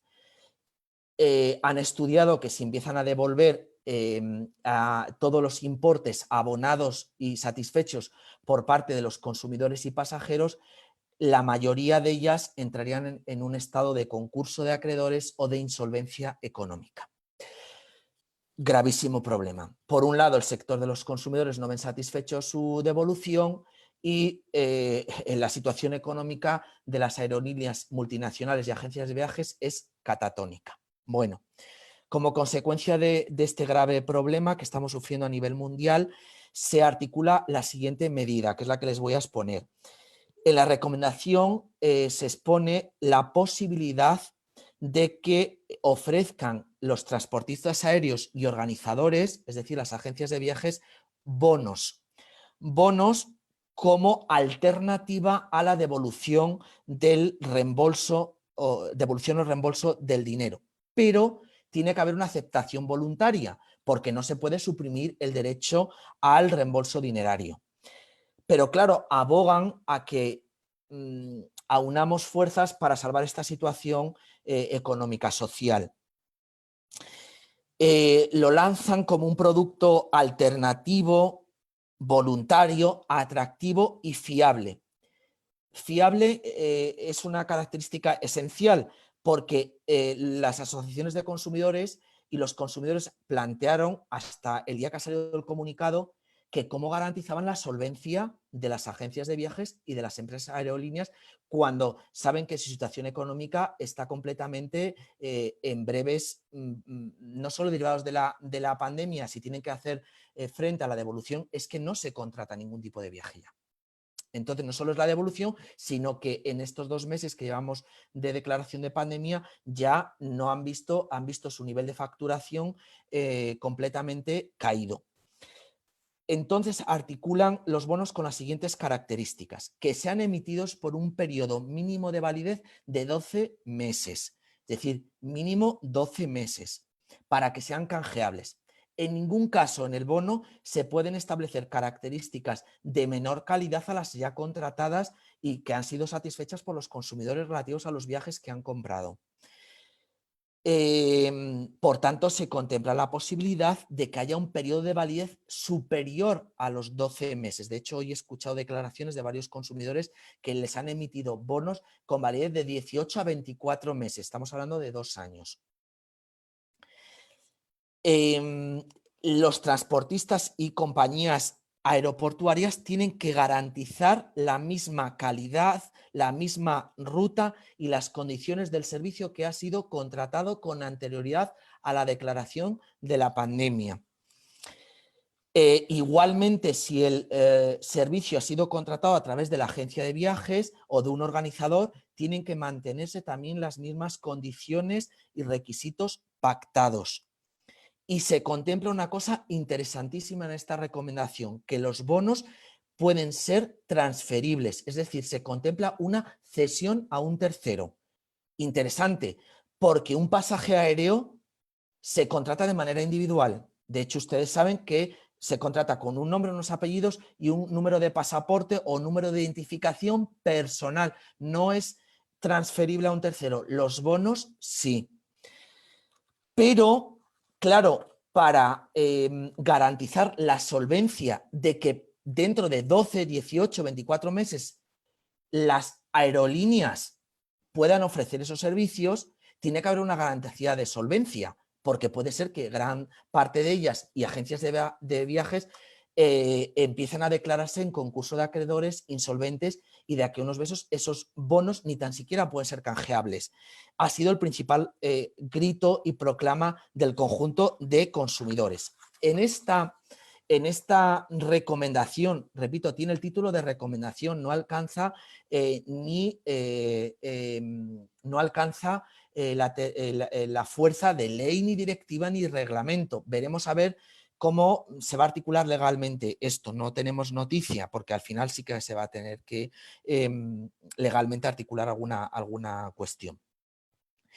Contempla como medidas de apoyo en esta garantía de solvencia para que esos bonos sean canjeables a partir de 12 meses, los propios estados hagan inyecciones de liquidez a los operadores turísticos, empresas y aerolíneas para que esos bonos sean canjeables. También tiene un sentido con motivo de la reactivación del turismo internacional que constituye el Producto Interior Bruto, creo que de un 10% dentro de la Unión Europea, es altísimo. Pero en todo caso mantiene clara una cuestión, que es voluntario y que en ningún caso se puede suprimir el reembolso. Es decir, que si el usuario o pasajero, pasados esos 12 o 18 meses, pretende peticionar el reembolso, sigue teniendo el derecho al reembolso de la cuantía económica o de la devolución del importe, aunque hayan pasado el tiempo del bono establecido con el mínimo de 12 meses. Es un derecho insuprimible, que no se puede suprimir. Por tanto, yo creo que esta recomendación ha venido a articular medidas derivadas de la COVID-19 en un sector afectadísimo y que influye mundialmente. Veremos a ver su puesta en marcha, su puesta en funcionamiento. Hay grandes grupos de presión, de todos sabemos que las aerolíneas y compañías turísticas también tienen, y en ocasiones se ha hablado de que tienen que ser capitalizadas por los propios estados porque los beneficios económicos que revierten en el estado son muy grandes. Entonces, una situación delicada y que me ha parecido interesante traerla aquí con esta recomendación y que conocieran esta posible articulación con los bonos. Claro, también de las propias asociaciones se está diciendo a los consumidores que no exigen de manera inmediata al que tienen derecho del reembolso en 14 días del dinero, porque va a haber un momento que la liquidez va a empezar a escasear. Y con esto quiero concluir con una frase del filósofo y politólogo alemán Habermas, en el que me pareció muy intuitiva para dejar cerrada esta conferencia. El desarrollo de la conciencia europea es más lento que el avance de la realidad concreta. Y esto, llevado a la transformación digital, cumple lo proclamado por el filósofo alemán. Por tanto, agradezco nuevamente a la Academia, al Colegio de Abogados y al señor presidente la amabilísima invitación y quedo abierto a cuantas sugerencias, apreciaciones, preguntas que tengan a bien realizarme y muchas gracias por todo.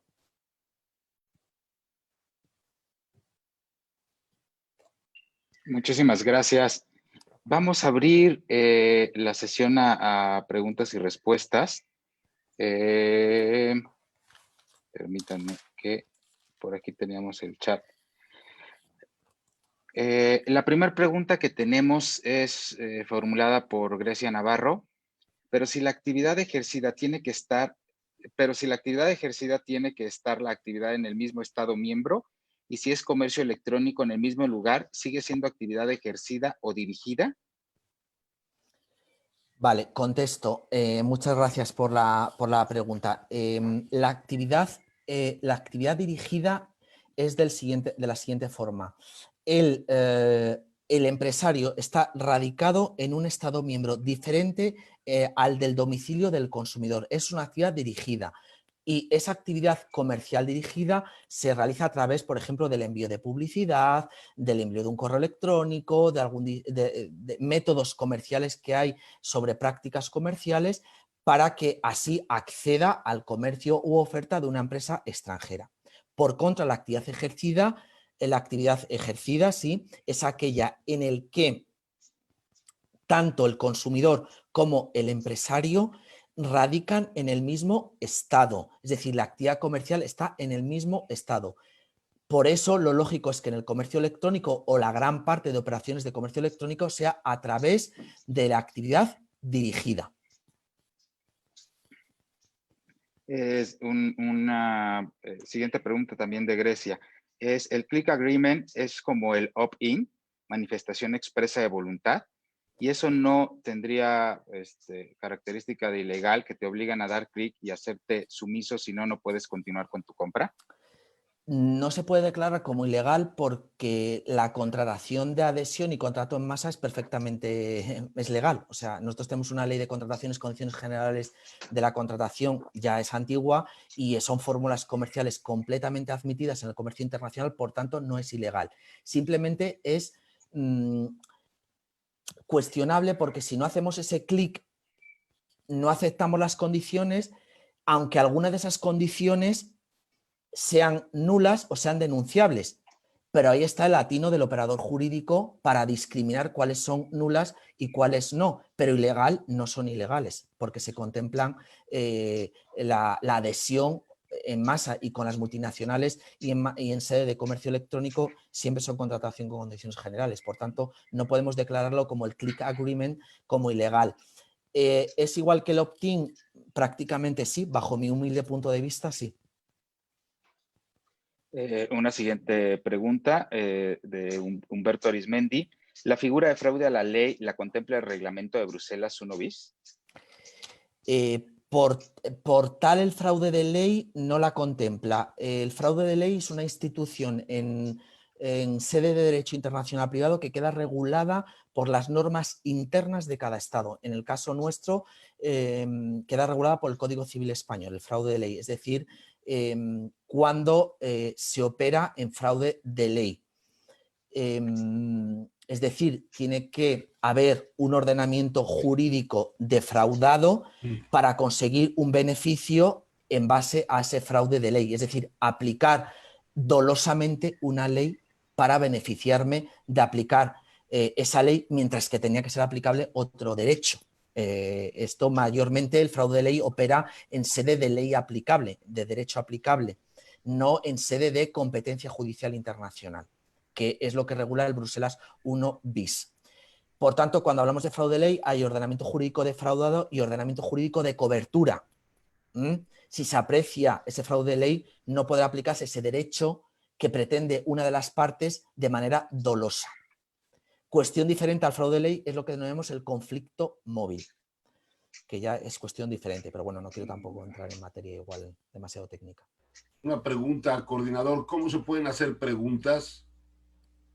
Soy Alfredo. Alfredo, tienes el micrófono abierto. Adelante. Oye, David, muchísimas gracias. Antes que nada, la verdad, exquisita tu plática, muy ordenada. A mí me queda la inquietud un poco en el tema de la competencia y de la resolución de los problemas jurisdiccionales. Obviamente, el tema de que nada más tiene que ser privado, que no puede haber una actividad mercantil para que se aplique la ley, me resultó interesante, lo cual redunda en problemas en la práctica cuando tú adquieres un bien en lo privado y después ese bien que pueda estar defectuoso o que pueda tener algún problema es materia del comercio. ¿Cómo se resuelve ese conflicto? Primero y segundo, ¿qué pasa cuando hay realmente un problema de jurisdicción en cuanto al derecho aplicable o inclusive en cuanto, no al derecho aplicable, en cuanto al foro competente y cómo se resuelve ese conflicto? Es decir, ¿hay una autoridad supranacional en el esquema o es resuelto entre los jueces mismos? Gracias. Muchas gracias por la pregunta, Alfredo. Primera cuestión, en caso, por ejemplo, de como consumidor yo recibo un producto que está defectuoso, lógicamente tengo que iniciar una reclamación. El ámbito material del reglamento contempla la materia civil y mercantil en sentido amplio. Por tanto, queda perfectamente amparado esa acción de carácter mercantil. Y cuando las normas procesales que declaran un foro de competencia, un tribunal, no especifica qué tribunal, si por ejemplo es de primera instancia, de apelación y demás. Eso tendremos que acudir a las leyes procesales internas para saber realmente qué tribunal va a ser competente. Normalmente en esta materia, en nuestro ordenamiento jurídico, la ley de enjuiciamiento civil mantiene como tribunal competente para conocer de una primera reclamación en materia de consumo un juzgado de primera instancia donde reside el consumidor, que va a ser el realmente competente, siempre y cuando pruebe ante el juez que soy un verdadero consumidor y que la otra parte es un verdadero empresario en base a estas normas. Pero para la distribución de qué tribunal va a ser competente a nivel interno, tenemos que acudir a las leyes procesales internas de cada Estado. En el caso del Estado español, la ley de enjuiciamiento civil. Estas normas europeas simplemente son normas de competencia judicial internacional que enfocan al Estado en el que debe ser competente el tribunal. No sé si he resuelto así las preguntas. Quisiera hacer un acotamiento, una aclaración a mi pregunta, quizás esto me ayude a recibir mejor tu respuesta. En el caso del comercio internacional, el caso del comercio electrónico, en donde no se inicia ni termina la operación en España, sino que pueda iniciar en Noruega y ser España el vínculo de adquisición. Es decir, donde hay dos sistemas jurídicos que se contraponen de alguna manera. A ese conflicto jurisdiccional me refería yo. Hablabas del domicilio del deudor, hablabas del domicilio del propietario, del consumidor, del vendedor, del consumidor, pero en este caso, el consumidor en México tenemos comparativamente a la Procuraduría Federal de Protección al Consumidor, ¿no? Que va y es el foro inicial correcto para hacer una reclamación de ventas privadas, inclusive comerciales, ¿no? Hay reglas ahí de la competencia de la Procuraduría como organismo cuasi judicial. Entonces, es en ese sentido donde inicio y donde termino cuando hay una transacción transfronteriza, que es el tema tuyo, ¿no? Más allá de España. Así es. Claro, si se prueba esa relación de consumo y yo soy consumidor, aquí tengan una consideración clave. La nacionalidad no tiene nada que ver. Hablamos solo de criterio de foro de residencia, de domicilio, ¿vale? Entonces, la nacionalidad es un foro y un punto de conexión, tanto en normas procesales como en normas de derecho aplicable, muy ya antiguo, que ya no tiene fuerza, porque hoy, derivado de la globalización, es un criterio más sólido la residencia, es decir, donde está el centro nuclear de vida de una persona, no de donde es nacional. Entonces, lógicamente, siempre centramos el posicionamiento donde está domiciliado el consumidor, que si se prueba esa relación de consumo ante el órgano que fuera competente, conforme a la normativa de su estado, va a ser el primero en conocer para resolver ese litigio, por ejemplo, porque el consumidor ha recibido de manera defectuosa un producto que ha comprado con una empresa alemana, por ejemplo. Entonces, en nuestro caso, pues es un tribunal de primera instancia, que así se denomina la norma. Habrá que ver también en función de las cuantías a reclamar, eso influye también, porque la articulación del proceso es diferente, pero serán los tribunales del domicilio del consumidor, pero en ningún caso estas normas europeas establecen el escalafón de tribunales. Eso lo establecen las normas internas de cada Estado miembro. Ok. Entonces, sí es el domicilio del consumidor, en este caso en México, el consumidor se encuentra y entonces acude a la Profeco, que en este caso es el que tiene competencia, ¿no? Una competencia o foro para poder hacer reclamaciones. Sí, bien. De manera similar, exactamente. Muchas gracias a usted. Doy lectura a una pregunta planteada por Francisco Goitortúa. La nueva disposición dentro de Bruselas I sobre la jurisdicción a favor de Europa en caso de domicilio fuera de Europa, ¿podría ser un tipo de foro exorbitante o abusivo?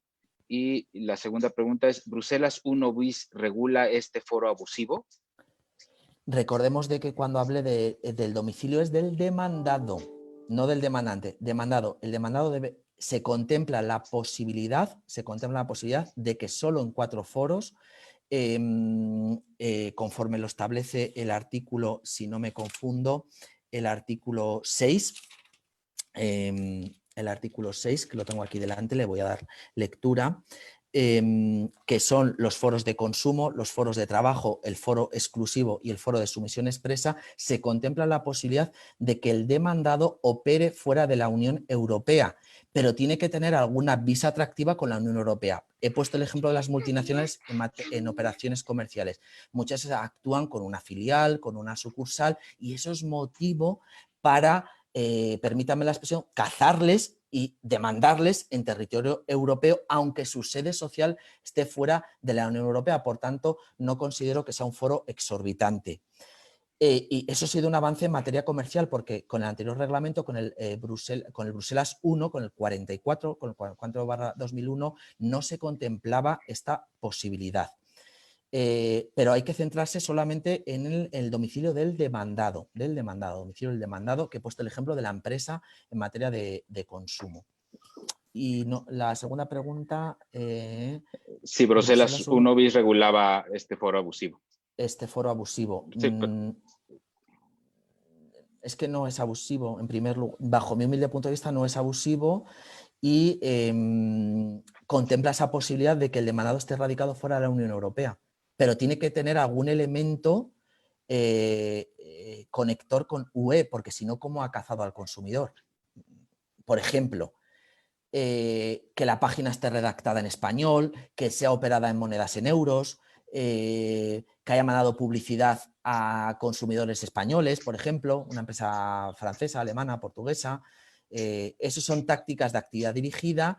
Y una empresa china, si redacta su web en castellano, en español, y te deja pagar en euros y no sé qué son elementos de actividades dirigidas, de operatividad comercial, para que pueda ser demandada porque esa empresa corre ese riesgo procesal de que está abriéndose mercado a consumidores europeos, aunque no radique su sede social en Europa. Es porque quiere amplitud de mercado, del cual es completamente lícito abrirse a mayores consumidores, en este caso del espacio europeo. No sé si, Francisco, he resuelto tu problema, tu duda, perdón. Sí, gracias, Sí. David. Muchas gracias por la exposición, también muy, muy claro todo. Sí, mi duda va en ese sentido porque si es el demandado el que se está tomando en cuenta, o sea, su domicilio, pues, para tomar en cuenta acerca Sí. de esta competencia, digo, no es exactamente igual, pero por ejemplo, el caso del clic, cuando tú bajas un programa o admites una compraventa por e-commerce y le das clic y admites todas las reglas, incluyendo las de jurisdicción, de alguna forma te estás sometiendo a la competencia de los tribunales de quien te diga ahí, ¿no? De lo que tú estés aceptando. Entonces, en algún punto, por ejemplo, podría llegar esto a ser un tipo de foro abusivo si es que a lo mejor los puntos de contacto fueran tan débiles como que no fuera pues a lo mejor suficiente para traerlo a la competencia, en este caso de la Unión Europea. Pero para eso del pacto, aunque me obligue mediante el click agreement a aceptar una competencia que igual no es la más protectora para el consumidor, siempre y cuando se pruebe esta relación de consumo, como mencioné, el artículo 19 declararía nula esa cláusula porque es posterior al nacimiento del litigio. La cláusula, para que sea válida, debe ser posterior al nacimiento del litigio y la pactada en contrato es anterior al nacimiento del litigio. Aunque yo lo haya aceptado, esa cláusula es nula y yo podré iniciar mi reclamación, mi demanda ante los tribunales de mi domicilio, aunque en el contrato conste lo contrario. Es decir, tengo que convencer al juez, denunciar esa cláusula, porque esa cláusula no se ha pactado con posterioridad al nacimiento del litigio, sino con anterioridad. Por tanto, no podemos llegar a calificar ese foro abusivo, porque es fácil defenderme jurídicamente para decir es nula esa cláusula. Ok. Muchas gracias, David. Juan Carlos. Gracias a usted. Sí, le paso el micrófono a Ali, que tenía por ahí una pregunta. David, yo también te quiero felicitar, una extraordinaria exposición y queda más que comprobado que tienes un excelente conocimiento en esta materia. Nada más una pregunta, rapidísimo. Es únicamente para redondear, porque no me quedó muy claro. ¿Qué pasaría en una class action cuando todos los consumidores están en diferentes domicilios en diferentes estados, partes de la Unión Europea? ¿Qué pasaría en una class action en cuanto al foro competente y en cuanto al derecho aplicable? Por ejemplo, en foro competente se requiere precisamente un forum shopping y en derecho aplicable un law shopping. Esa sería mi pregunta. Muchas gracias, Eli. A la luz de estas normas del Bruselas 1 bis, el problema es que no tienen cabida las class action. O sea, las acciones colectivas no tienen cabida, tienen que ser acciones de carácter individual. Acciones de carácter individual. Por eso se denominan foros intuito persone, individualísimos. Lo que contempla el reglamento es que yo esas acciones frente al mismo empresario, una acción de un español, de un francés, de un portugués, de un alemán, frente a la misma empresa por el mismo asunto, por ejemplo, una prestación de un servicio que no se ha llevado a término conforme a lo pactado o firmado en el contrato, productos defectuosos y demás, pero son acciones individuales sumatorias frente a un tribunal, que no es una class action, una class action es una única acción colectiva. Es un problema en materia de consumo y que vamos bastante atrás a nivel europeo porque no tenemos una norma que contemple la class action en materia de consumidores, siendo que a nivel interno es una cuestión ya muy superada desde hace muchísimo tiempo. Es decir, un conjunto de consumidores en una sola acción, procesalmente y económicamente, eso es un avance y una operatividad jurídica importantísima. Entonces, con estas normas, con el Bruselas 1 bis, la acción colectiva no tiene cabida. Es un problema. Perdón, entonces, pero en cuanto a derecho aplicable tampoco es posible entonces. Nos vamos en cuanto a derecho aplicable. Derecho aplicable. Vamos a ver, el derecho aplicable se aplica de manera individual el derecho de la residencia habitual del consumidor, derivado a que la acción la interpuso solo un consumidor. Entonces, claro, si empezamos a decir que se aplicaría el derecho alemán, francés, español, tal, es lo que puede incurrir en una clara inseguridad jurídica, ¿no? Para el conjunto de consumidores. Por tanto, estamos a la espera de esa directiva tan ansiada, que hay un proyecto de directiva, pero que no acaba de llevarse a cabo. No sé muy bien en qué fase de negociación, pero sé por vías internas de que hay ciertos países que se oponen a Estados miembros que se oponen a llevar a cabo la directiva, ¿eh? Entonces, en la Unión hay que aunar esas fuerzas tan difíciles que, aunque parece tan bonito, no es tan fácil. Oye. Y a título de comentario, las directivas, el Estado español se caracteriza por ser, las directivas, como dije anteriormente, tienen la obligación de ser transpuestas a los ordenamientos jurídicos internos, es decir, adaptar la normativa en el plazo marcado por la Unión, por el legislador europeo. España se caracteriza por ser uno de los mayores países que mayor incumple, que las transpone con una tardanza muy grande. Por ejemplo, toda la materia de viajes y paquetes turísticos la transpuso con 20 meses de retraso. Eso conlleva sanciones económicas. Nuestro legislador, fruto de los pocos consensos, o llevamos una etapa, unos años complejos de pocos consensos políticos, de inestabilidad política, pues salen las leyes más tarde, se promulgan las leyes mucho más tarde de lo que la Unión requiere en sus directivas. Eso es a título de comentario, que España en ese caso se tiene que poner mucho las pilas. Muy bien. Una pregunta realizada por Xochitl Rivera. Se habló sobre las recomendaciones propuestas para el caso de los paquetes turísticos que se han visto cancelados, pero ¿cuál es tu opinión respecto a los paquetes turísticos internacionales contratados que iniciaron pero no pudieron consumarse debido al cierre de fronteras por parte de diversos países? ¿Deberá de existir alguna compensación por parte de las operadoras? Y de ser así, ¿cómo debería considerarse el monto de la misma? Muchas gracias por la pregunta, interesantísima. Un debate que lo hemos tenido, mira, en la sede arbitral de consumo de aquí, porque me ha comentado una de las personas encargadas en la tramitación de los expedientes que está siendo brutal el número de reclamaciones que está habiendo en torno a paquetes turísticos, ¿no? Por tanto, lo que es innegable es que tiene que haber el reembolso del dinero, el reembolso del dinero. Eso es innegable porque es un derecho reconocido a nivel comunitario y a nivel interno. La articulación de los bonos. Hombre, siempre hay que pensar en materia de derecho de consumo que rige el principio favor consumatoris, es decir, a favor de la parte débil que es el consumidor. Pero también tenemos que poner los pies en el suelo y en la tierra.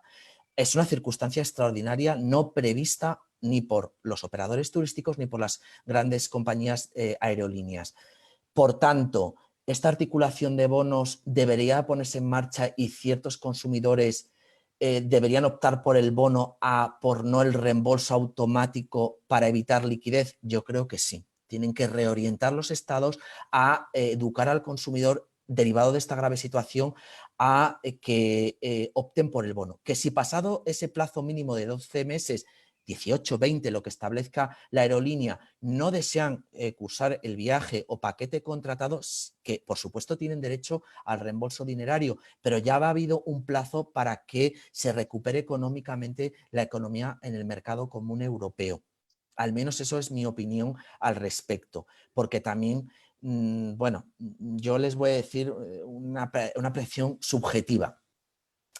Cuando se legisla y se explica el derecho de consumo y en el campo internacional que presenta problemas añadidos al de derecho interno porque empiezan interferencias de más ordenamientos, es verdad que siempre, pobrecito el consumidor, la parte débil tal, pero yo he apreciado en mi propia persona también cuando soy árbitro lo que es un consumidor perspicaz y un consumidor que en ocasiones exige por encima de lo que le corresponde. Entonces, en esa labor también hay que reeducar a la ciudadanía, a los consumidores, para que no exijan a golpe de exigencia y de inmediatez derivado de una circunstancia extraordinaria no previsible.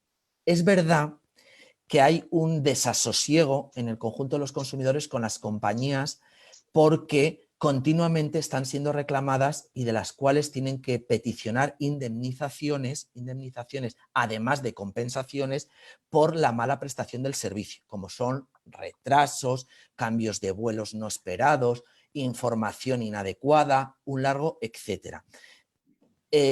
No lo he dicho en la exposición, se me ha olvidado, y es interesantísimo este tema y daría para una ponencia y me ofrezco al respecto si la academia lo requiere. En la Unión Europea hemos sido pioneros en regular un aspecto. Tenemos un reglamento que es el reglamento 261/2004, es ya antiguo, sobre la compensación de pasajeros aéreos. Este reglamento es aplicable a todos los vuelos que tengan su destino o su origen en la Unión, en algún estado de la Unión Europea, o que en aquellos vuelos que hagan escala en la Unión Europea. Esto les puede interesar a ustedes muchísimo, porque aquel vuelo que tenga destino México-Madrid, operado por una compañía aérea mexicana, está obligada por este reglamento, porque el destino de su vuelo, es decir, ustedes como mexicanos, aunque no residan en la Unión Europea, tienen derecho a las compensaciones y abonos contemplados en esta norma. El estudio de esta norma es interesantísimo. ¿Por qué? Porque esto ha venido matizado por la jurisprudencia con este término. Quiero que les quede claro. Destino, origen o escala en Unión Europea de vuelos internacionales es aplicable el reglamento. Reglamento que tiene una falta de revisión ya, porque lleva desde el año 2005 en vigor y ya hay una propuesta de reforma, pero no acaba de salir adelante. Tenemos el texto provisional, tienen que actualizarse cantidades, compensaciones, albergar casuística que ha llegado a los tribunales en materia de compensación. Ello lo hemos visto porque en la última decena de años la explosión de las low cost, de las compañías low cost, ha sido inmensa y una gran parte de los consumidores contratamos a través de las low cost. Son las mayormente incumplidoras, como el asunto que mencioné antes de Ryanair, ¿vale? Entonces, bueno, esa norma, no quiero irme por otros lares. Entonces, esa es mi opinión en cuanto a la recomendación que ha hecho la comisión, que ha sido publicada en el día de ayer. Muchas gracias. Por cuestiones de tiempo, por ahí se nos está quedando alguna pregunta, pero le estaremos facilitando a quien la hizo tu correo para que pueda David consultarte Sin problema. directamente, ¿no? Le doy la palabra a Eli, que tiene por ahí algunos avisos. Y bueno, gracias Juan Carlos. David, nuevamente muchísimas gracias por tu participación. Fue una excelente, una extraordinaria exposición. Te digo, queda más de sobrado que sabes y tienes una gran experiencia en este gran conocimiento en este tema. Bueno, rápidamente, algunos avisos. Ha habido mucho interés precisamente en la exposición de David y mucha gente está pidiendo precisamente los documentos que tú amablemente nos has ofrecido. Entonces, nuestra prosecretaria, que es la licenciada Karina Tejada, les hará llegar a cada uno de ellos estos documentos. No está por demás que le envíen un correo a Karina como recordatorio, su correo es asistencia@amedip.org. Entonces, por si quieren darle un recordatorio para que no se le pase a ella y pueda ella enviarles a ustedes todos los documentos que David mencionó en esta exposición. Sin problema, sobre todo la legislación y asuntos jurisprudenciales realmente es de gran utilidad. Muchísimas gracias, David, por este ofrecimiento. Otro mensaje. Tenemos en 15 días, el último jueves del mes, jueves 28, a las ¿qué hora dijimos? 12 del día. A las 12 del día tenemos también nuestra otra conferencia, esta es con el magistrado Andrés Linares Carranza, que nos va a hablar sobre sus experiencias en el grupo de expertos en materia de jurisdicción en la conferencia de La Haya. Entonces, están nuevamente cordialmente invitados, bien sea por Zoom o por Facebook Live en la página de la MEDIP. Otra cuestión es que un anuncio a nuestros miembros de la MEDIP, numerarios y supernumerarios, en breve los convocaremos para tener una reunión vía Zoom para poder tratar algunos asuntos internos de la academia hacia el futuro. Entonces, a la brevedad les haremos llegar la invitación definiendo día y Claro, hora en su casa. para reunirnos vía Zoom. Y por último, le dejo rápidamente la palabra a nuestro secretario general, licenciado Humberto Espinosa de los Monteros, para que nos dé un anuncio rápidamente. Gracias, señor presidente.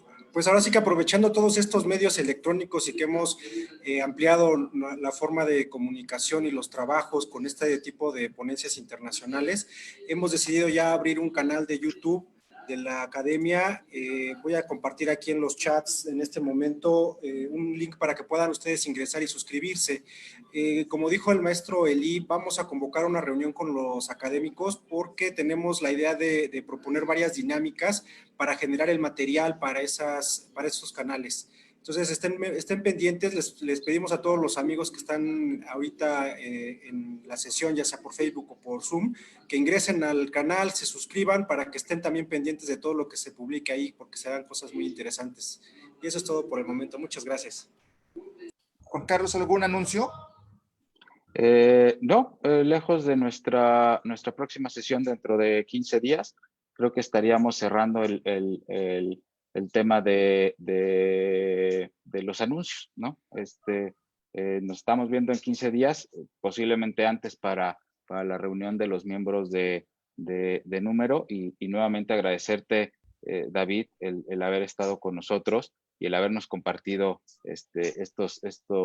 estos conocimientos y esta última noticia relacionada a las recomendaciones publicadas el día de ayer, ¿no? Muy interesante, muy interesante. Para mí ha sido sin duda todo un placer, de verdad, y deseo, en cuanto esto acabe, poner mis pies en México y ojalá ya nos podamos conocer en persona e incluso proyectar actividades, lo que tengan a bien, y yo estoy abierto a participar nuevamente cuando ustedes estimen por conveniente. Para mí ha sido una gran alegría y un reto encontrarme en la Academia Mexicana, de verdad, así que se lo agradezco enormemente y no duden en tener mi contacto y para lo que necesiten, y podemos tener bilateralidad en nuestras relaciones, ¿no? Y máxime ahora yo en la Facultad de Derecho soy el representante de las relaciones internacionales, por tanto es una coyuntura favorable para incluso proyectar alguna actividad o alguna cosa desde que pase esta situación, ¿no? Nosotros, como ustedes, pues no tenemos docencia presencial en estos momentos, el curso está a punto de finalizar en el mes de junio y bueno, pero de cara a posibles actuaciones y demás, pues será todo un placer y como no, que este sea un primer punto de contacto favorable para todos nosotros, ¿no? Pues yo también quiero reiterar el agradecimiento y tu buena disposición de participar con nosotros. Eres bienvenido siempre en la academia, esta es tu casa. Y ya iremos pensando cómo podemos seguir colaborando y estrechando los lazos de vinculación. Pues será estupendo, por mi parte sin ningún problema y encantado. Muchas gracias. Y también quiero agradecer a todos los asistentes, en especial a todos los que están conectados desde provincia, su asistencia y su interés en esta sesión. Entonces nos veremos muy pronto, si es posible en 15 días, con la ponencia del magistrado Andrés Linares Carranza. Muy buenas tardes. Buenas tardes a todos. Buenas tardes. Saludos a todos. Alfredo, Saludos, Carlos. Queridos, ha sido un honor y un placer escuchar a David y verlos a ustedes. Los quiero desde San Diego y Tijuana. Son eternos. Que Dios me los cuide. Gracias. Gracias, Alfredo. Rosa.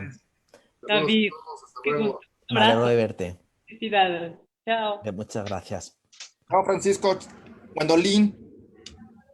Eli, gracias. Juan Carlos. Celia. Celia. Adiós, mi querido Eli, Juan Carlos, David, excelente exposición. Quiero decir algo, todas las chicas están guapísimas y ustedes muy feos. Alfredo, por Dios. Chao. Gracias. Manuel Romo. Hasta luego. Hasta luego. Cari, Anaí, Martita.